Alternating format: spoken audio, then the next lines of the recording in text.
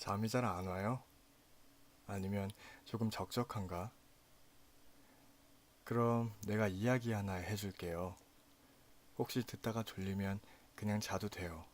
괜찮으니까. 무슨 얘기가 좋으려나? 아, 혹시 전래동화 같은 것도 좋아해요? 그럼 오늘은 곰과 멧돼지 이야기를 해줄게요. 그냥 편하게 들어줘요. 옛날에 어느 산에는 곰이랑 멧돼지가 살고 있었대요. 이 둘은 산에서 오랜 시간을 같이 살며 아주 가까운 형동생 사이가 되었다고 해요. 유튜브 같은 곳에서 아기 때부터 함께 지내며 친구가 된 호랑이랑 강아지 같은 것은 본 기억이 있는데 실제로 곰이랑 멧돼지도 그렇게 될 수 있나? 그건 잘 모르겠네요.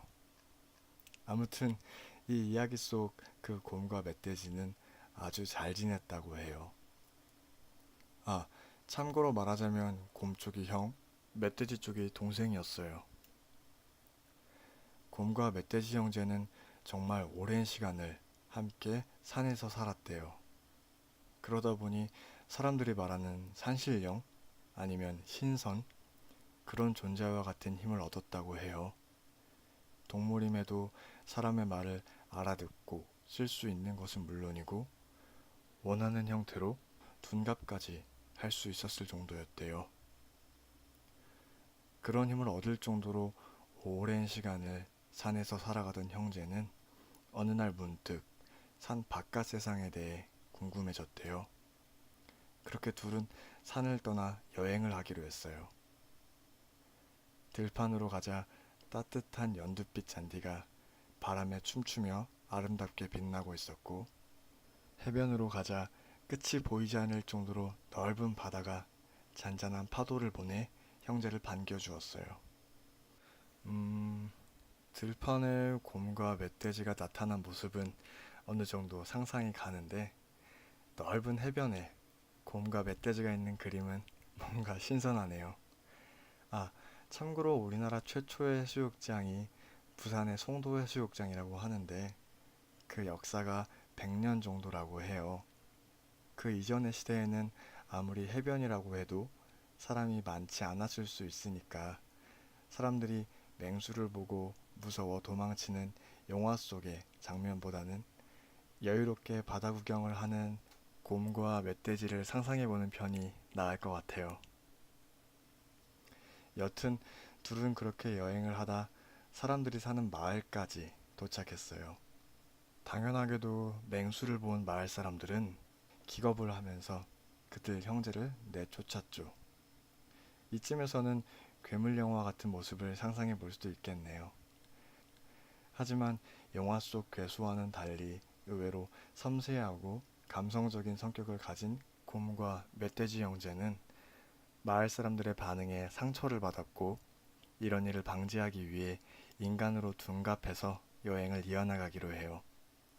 둔갑술을 쓸 수 있을 정도로 오래 살면서 지혜를 쌓았을 텐데 아쉽게도 인간들이 맹수를 무서워한다는 사실만큼은 알지 못했던 것 같네요.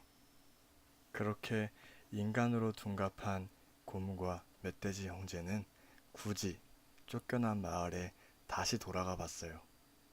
음, 요즘으로 따지면 뭐 헤어진 애인 앞에 다시 나타나서 변화한 내 모습을 봐. 널 후회하게 만들어 주겠어. 이런 느낌이지 않았을까요?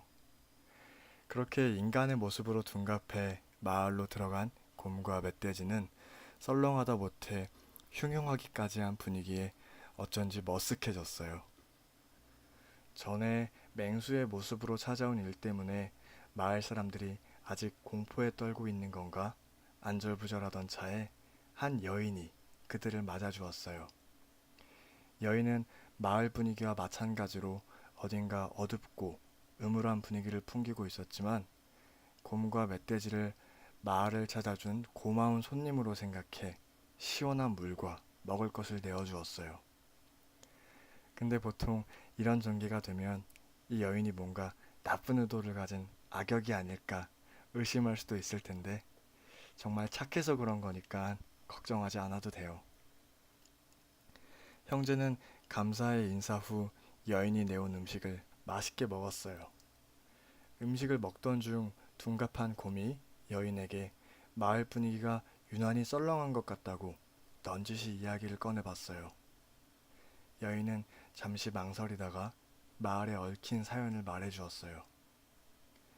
그 마을 뒷산에는 천년 묵은 커다란 개가 살고 있는데 이 개가 얼마에 한 번씩 사람을 제물로 바치게 하고 그렇게 하지 않으면 마을에 재앙을 내리겠다고 협박하고 있다는 이야기였어요. 게다가 당장 내일 제물로 바쳐지는 사람은 바로 형제를 맞아준 여인이라는 이야기까지 함께 알려주었어요. 아, 여기서 말하는 개는 그 강아지가 커서 되는 개가 아니라 꽃게의 개, 간장게장의 개, 그 개예요. 아, 우리들 탓이 아니었구나 라며 자기도 모르게 다행이란 생각을 하던 섬세하고 소심한 곰과 멧돼지 형제는 그 어둡지만 착한 여인을 구해주고 싶다는 생각을 하게 되었어요. 이런 거 보면 사람은 물론이고 곰과 돼지라고 할지라도 일단 친절을 베풀고 볼 일이네요. 형제 중 멧돼지는 자신이 여인을 대신해서 개의 제물로 바쳐주겠다고 말했어요. 여인은 깜짝 놀라며 마을과 관계없는 분에게까지 폐를 끼치고 싶지 않다고 거절했지만 곰과 멧돼지 형제가 자신들에게 마을을 구할 수 있는 좋은 생각이 있다고 설득하자 결국 형제의 말대로 하기로 했어요. 이처럼 진심으로 호의를 베풀고 싶을 때는 상대방이 예의상 한 번 거절해 보는지 모르기 때문에 꼭 두 번 정도는 제안해 보도록 해요. 아무튼 다음날 멧돼지는 여인을 대신하여 장옷을 뒤집어 쓰고 개가 사는 동굴로 향하는 가마 위에 올랐어요. 멀리서 그 모습을 지켜보는 여인은 멧돼지에 대한 미안함, 걱정, 그리고 마을 사람들이 눈치채지 않을까 하는 불안감, 여러 감정이 한꺼번에 들어 혼란스러웠어요. 여인은 일이 잘못되어 개가 마을에 재앙을 내릴 것도 두려웠지만 만약 마을 사람들이 자신을 대신해 마을에 잠시 들린 손님이 제물로 바쳐졌다는 걸 알게 된다면 모두가 자신을 비난할 것이라는 걱정도 들었던 거죠. 다행히 둔갑한 멧돼지는 키가 작은 편이라 여인의 장옷으로 몸을 전부 가릴 수 있었고 개와 마주칠지 모른다는 생각에 긴장한 가마꾼들은 가마의 무게 따윈 안중에도 없었어요. 개가 살고 있는 동굴로 가는 동안 그 누구도 말을 꺼내지 않았어요. 멧돼지 입장에서야 물론 대화를 하게 되면 자신이 여인이 아니라는 것을 들킬 수도 있었기에 다행인 일이었지만 만약 실제로 여인이 이 가마에 타고 있었다면 아무 말도 없이 그저 빠르게 가마를 옮기고 도망칠 생각만 가득한 가마꾼들을 보며 무슨 생각을 했을지 마음이 무거워졌어요. 가마는 생각보다도 빠르게 개가 살고 있는 동굴 앞에 도착했고 가마꾼들은 가마와 함께 장옷을 두른 멧돼지를 내려놓고 허겁지겁 산을 내려갔어요.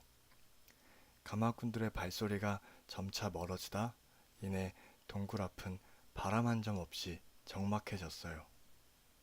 그리고 잠시 후 소름 끼치는 소리가 들리기 시작했어요. 타닥 타닥 타닥 타닥. 날카로운 여러 개의 발이 연속해서 동굴의 바닥과 닿으며 내는 소리였죠. 그리고 드디어는 어마무시하게 큰 개가 나타났어요. 개는 재물의 얼굴을 확인하기 위해 장옷을 뒤집어 쓴 멧돼지에게 다가갔고 개가 가까이 다가온 순간에 멧돼지는 개의 얼굴에 박치기를 해버렸어요. 생각지도 못한 강한 충격에 생명의 위협까지 느낀 개는 개거품을 물며 달아나기 시작했고 불편한 여인의 옷을 입고 있던 멧돼지는 빠르게 도망가는 개를 놓쳐버리고 말았어요. 어쩔 수 없이 개를 놓친 멧돼지는 여인의 집으로 돌아갔고 그곳에 펼쳐진 상황을 보고 당황할 수밖에 없었어요. 알고 보니 제물로 바쳐진 여인을 불쌍히 여긴 마을 사람들이 그녀의 짐을 정리해주기 위해 여인의 집에 찾아갔고 그곳에서 멧돼지가 돌아오기만을 기다리던 여인을 발견해버린 것이었어요. 마을 사람들은 개의 분노로 마을에 큰 재앙이 닥칠 것이라 생각해 지금이라도 여인을 데려갈 생각이었고 사람으로 둔갑한 곰이 여인을 지키기 위해 마을 사람들과 대치 중인 것이었어요. 멧돼지는 허겁지겁 달려가 마을 사람들에게 자신이 개를 무찔렀고 개는 도망가 버렸다고 설명했어요. 그러나 개를 완전히 처리한 것이 아니기에 마을 사람들은 여전히 불안해했고 곰과 멧돼지는 개를 확실하게 처리하겠다는 약속을 한 후에 다시 산에 오르기 시작했어요. 곰과 멧돼지 형제는 개가 사는 동굴을 다시 찾아 직접 들어가게 됐어요. 동굴 안은 생각보다 복잡했고 또 어두웠어요. 곰과 멧돼지 형제는 한참을 돌아다니다가 동굴 깊은 곳에서 연못을 발견했고 개가 그 안에 살고 있다고 판단했어요. 형제는 연못에서 헤엄을 치기 위해 이번엔 거북이로 둔갑하여 연못 안으로 들어갔어요. 연못 안은 신기하게도 동굴보다 밝았어요. 못된 개가 살고 있다는 생각은 전혀 들지 않을 정도로 무척이나 아름다웠어요. 마치 북극의 오로라처럼 여러 색깔로 빛나고 있었죠. 연못은 동굴보다 훨씬 시야 확보가 쉬웠지만 너무 넓어서 형제는 어떻게 개를 찾아야 할지 막막하기만 했어요. 그때 마침 연못 안에 살고 있는 거북이를 발견했어요. 그 거북이는 자신을 의사로 소개하고 지금 친구인 개가 다쳐서 문병을 가고 있다고 말했어요.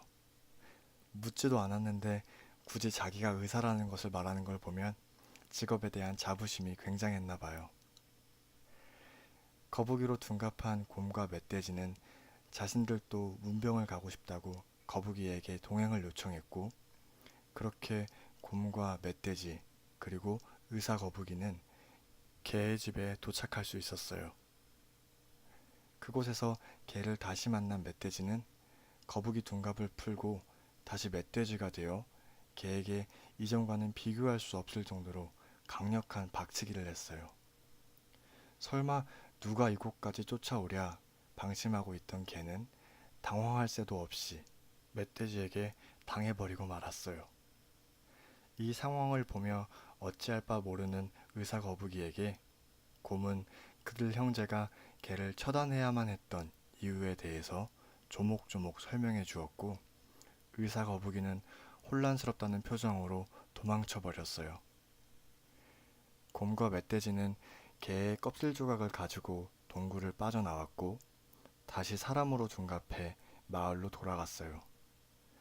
그들이 가져온 개의 껍질을 보고 마을이 안전해졌다는 사실을 알게 된 마을 사람들은 기뻐하며 덩실덩실 춤을 추었어요.